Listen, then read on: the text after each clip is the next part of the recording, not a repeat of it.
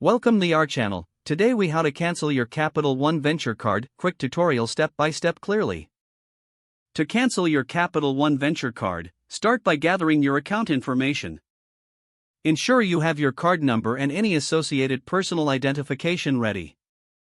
Next, visit the Capital One website or open the Capital One mobile app. Log into your account using your username and password. Once logged in, navigate to the Account Services section. Look for the option to manage or cancel your credit card.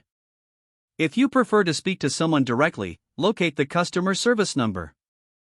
Call Capital One's customer service line and provide your information to the representative. Inform the representative that you wish to cancel your Venture card. They may ask for your reason for cancellation and provide information on remaining balances. Once your cancellation is confirmed, request written confirmation of the cancellation. Finally, dispose of your card safely, cutting it up to prevent unauthorized use.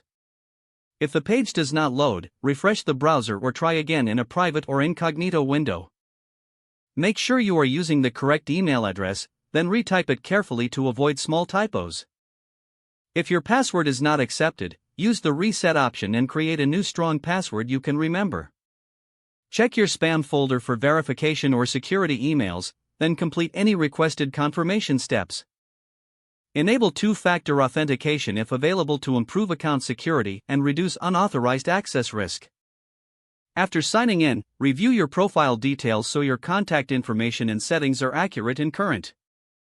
If you see an error message, note it down and try again after restarting your device and internet connection. Log out when you finish, especially on shared devices, to keep your account and payment information secure. If the page does not load, refresh the browser or try again in a private or incognito window. Make sure you are using the correct email address, then retype it carefully to avoid small typos.